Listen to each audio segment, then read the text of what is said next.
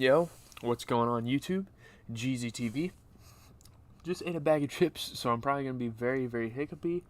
But welcome back to another video. In this video, we are going to be talking about the first 4 games of the NBA Finals. One of the biggest moments in sports that you'll see all year. Man, we have gone through 4 games and we're tied 2-2. It's pretty much a best of 3 series now to see who's going to win the NBA championship. And I'm proud of my Celtics. I'm also kind of disappointed in some of the tactics they've been using. A lot of complaints, a lot of Celtics fans having kind of the same issues, but today we're going to detail the first 4 games, the memorable moments, and all of that type of jazz. So let's get into game 1. It took place a week from last Thursday. Celtics had a huge fourth quarter in this game, beat the Warriors in game 1 of the NBA Finals. Once Boston's balanced roster of NBA Finals first-timers found a groove from long range, the determined Celtics delivered a memorable comeback and rallied past Stephen Curry and the Golden State Old Guard, which that old guard is going to be making headlines later on when we talk about the last couple of games, because, man, he has been on it this series. He has been a masterclass shooter. But besides that point, let's talk about this game. Big fourth quarter. Smart's late three-pointers. He iced the game. Derek White and Al Horford hitting back-to-back threes. Jaylen Brown and Time Lord, having connections in this game. So many good moments. Andre Iguodala was out there for the Warriors, interestingly enough, and it's kind of interesting that they're really putting him in the rotation. He does have the finals experience. I can kind of understand. I'm not sure how long this video is going to be, by the way. Probably about 10 minutes. I still got to get into like a really long news segment where we talk about everything pretty much that's happened over the past week. That video is going to be painful to make. I'm going to make this. I actually just got done watching Breaking Bad, by the way. I'll have that review for you guys tomorrow, but looking at the box score, I know the box score doesn't tell the whole story. People are going to say Jason Tatum didn't have the best of nights, but man, he came out there and put up 12 and 13. I'm very proud of him for coming out and facilitating and, just reading the floor, making great decisions, because obviously he's had other games in this series already where he's just kind of been off a little bit.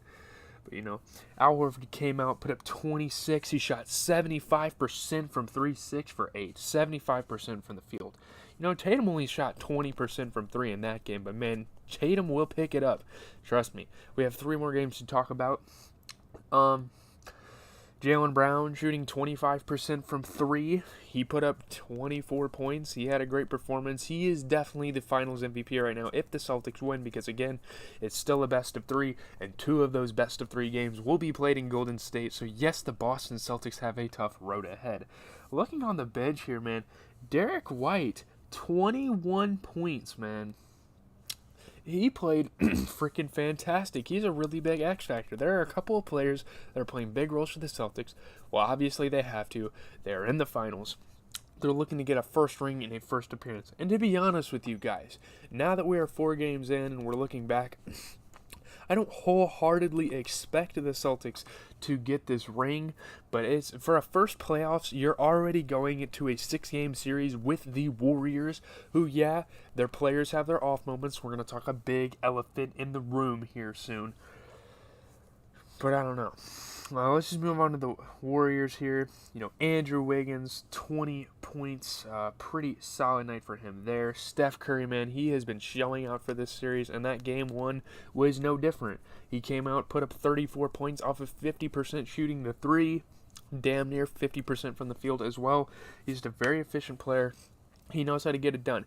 In this game 1, I would get on Draymond a whole lot, but I think people are kind of over-hating the guy. Honestly, as a Celtics fan, with the big rivalry that's going on with the NBA Finals right now, I kind of have to hate every player on the Warriors. I can't really be a fan of them or nothing. Draymond Green only had 4 points, but he put up 11 rebounds. He put up some big boards. They still lost by 12, but I'm going to put this on Kevon Looney. Kevon Looney is not the center that the Warriors are going to need to win a ring. Obviously, they're nearing to it, each team being 2 wins away, but I don't know. I'm very nervous for the game tomorrow, by the way. But let's just move straight on.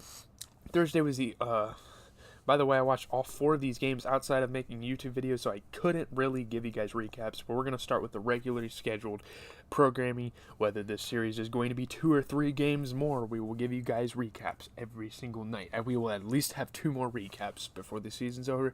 And don't worry, after the season's over, I have plenty of insurance. I might just wait till after the finals, to be honest, to get into that Quarry gameplay. Celtics, Warriors, Game 2. Warriors answer in Game 2. They top the Celtics by 19 to even the finals. A very big statement win here.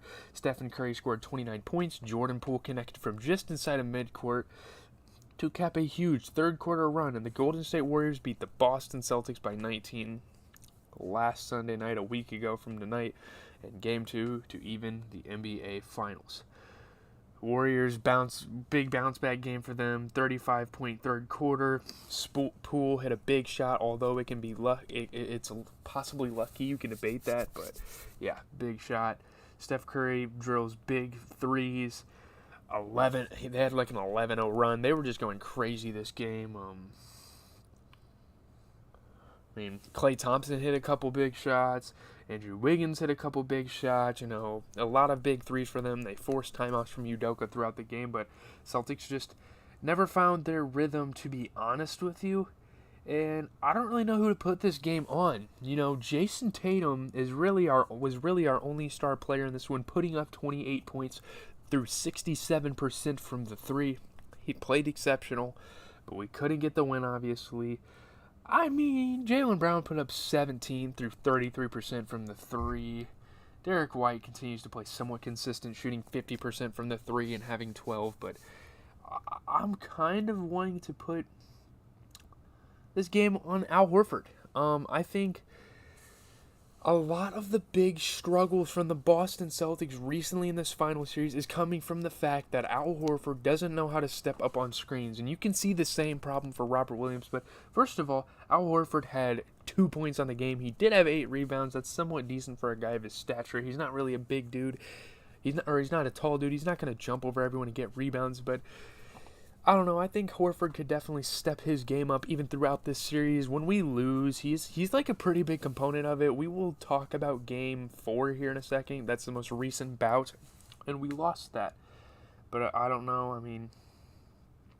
Looking at the Warriors, to be fair, they only had 1 star player. Steph Curry did score 29 points. He has been their really big player this entire series. I don't know what else to say. Steph Curry has had a monumental performance throughout this finals, and it's been pretty entertaining to watch despite being a Celtics fan. Let's just move on to the next game because I've already dwelled on the first games too much, really. And then we get to that Wednesday game where we had Warriors-Celtics again, obviously. Celtics beat the Warriors by 16 to take a 2-1 lead in the NBA Finals. Throughout the postseason, the Boston Celtics have played their best basketball away from home. You look at the Miami Heat series and all the road teams won. We literally clinched the series in Miami. That was a big moment. Jason Tatum and the Celtics held off the Warriors. Robert Williams had a couple highlight plays. Electric. Steph Curry got shaken up in the game after fighting for the ball. Just a couple moments here. Jason Tatum was in shock at his own bucket. Grant Williams had some pretty good play this game. He played a damn good game of basketball. He was just all muscle. Let's get into the box score, though, anyways. Warriors played pretty damn good. Steph Curry had 31. Klay Thompson had 25. Obviously, no other really big performers. Klay Thompson had his first good game of the finals this year.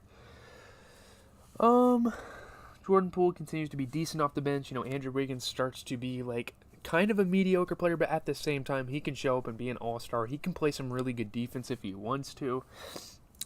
I'm putting this game on Draymond Green. He fouled out. He had 2 points, 3 assists, and 4 rebounds. The man is a little too occupied with the podcast.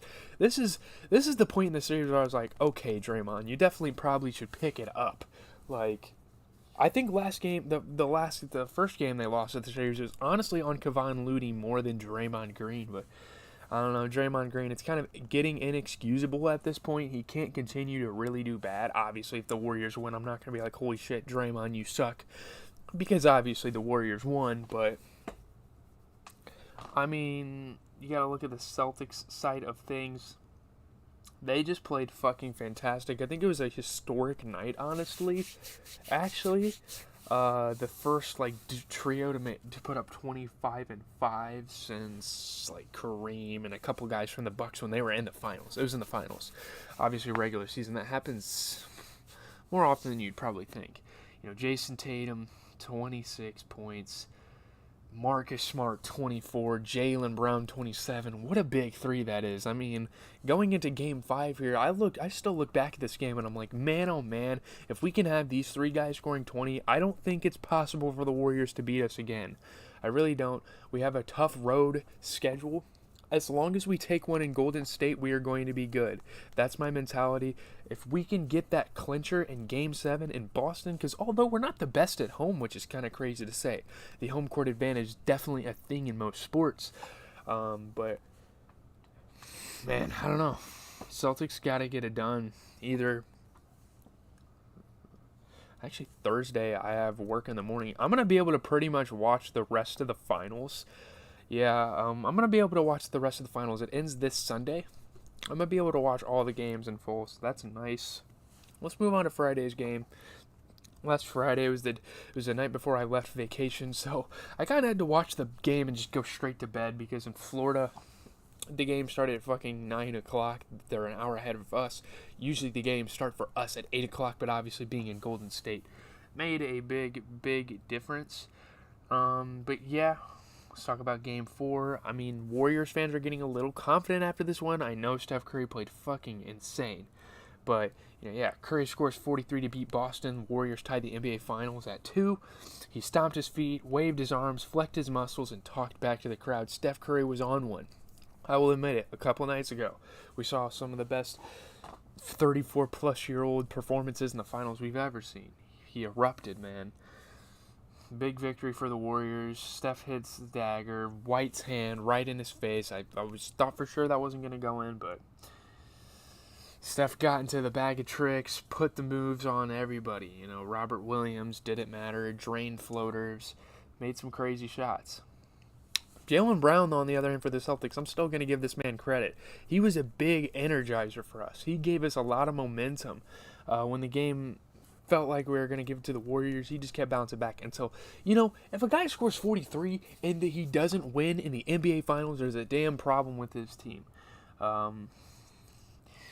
Curry, just pulling three-point shots out of his ass. He has been known for this. Just getting contested three after contested three to fall. It was a big night for him. He had 43 and 10. Dude played fucking amazing, man. I'm not even going to lie to you. And don't forget, Andrew Wiggins put up 17 and 16. Fantastic stat line. Not a lot of people talk about it. It's definitely overshadowed by Steph Curry's 43 and 10. The man had a 40-point double-double as a point guard with rebounds in the NBA Finals. It's the biggest stage. He has a legacy. He has 3 NBA rings. If he can get 4, that's as much as LeBron. And people are going to put him up with LeBron if they win this. I believe. I'm not going to talk too much shit on the Warriors or the Celtics. My Celtics, I definitely think we could have prevented Curry from scoring that much. Really, we need to keep him under 35 if we want to win games. And even then, Klay Thompson can catch fire any second. Andrew Wiggins. Honestly, the Warriors played pretty damn abysmal from 3-point. 35 is pretty decent for a team, but dude, if you watch the game, it was like, if it wasn't Curry, no one was going to make those shots. Curry made almost half of the 15 threes that the Warriors made, while barely even shooting like a fourth. Hardly even shooting, not even a fourth of their 3-point shots. He was just so efficient. He shot 50% from 3, put up 43. Dude was an absolute monster that night. So, not really stopping Curry. He shot more than 50% from the field as well. But let's move on to the Celtics, because Jason Tatum, 23 and 11. is a good stat line, 50% from three, but man, oh man, Jason Tatum needs to hit the gym a little bit. He needs to step up in late game moments. I think he has a big problem for some reason. I have no idea what's going on with Tatum recently, but he cannot show up for sometimes. You know, he had the 46 point game against Giannis's Bucks, and in this series, the best we've seen him is, I don't know what his best is. He needs to have that one game. And if he can have that one game in Golden State, I think the Celtics can win this ring. And I got to realize that as a Celtics fan, I can't really be that disappointed if this team doesn't win the finals. It's their first appearance. It could be their last, okay? I'm not counting out the fact that they might not make the finals again. You know, a healthy Bucks could have beat them. I don't think the Heat can beat us in any 7-game series. You know, maybe the Nets are going to have a redemption tour next year. Sixers will definitely have a redemption tour. The East is going to be the best conference in the league for years, regardless of the Warriors winning this finals if they do. I just think the East stack up so well. But let's just move on. I kind of went on a little rant there. Jaylen Brown, 21 points. He shot 33% from three. Robert Williams, he had 12 rebounds, but I feel like as an offensive player, Robert Williams, he could definitely elevate his game if he took a little more authority in his play. And let's give credit to Marcus Smart. I mean, he put up 18 off of 33% three.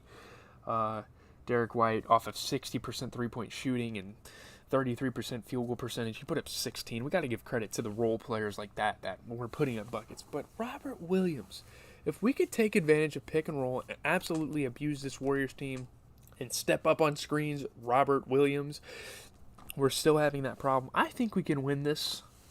Now, the fact that we've taken this Warriors team to 6 games is already impressive because it counts out the Warriors and 5 weirdos on Instagram. But anyways, that's going to do it.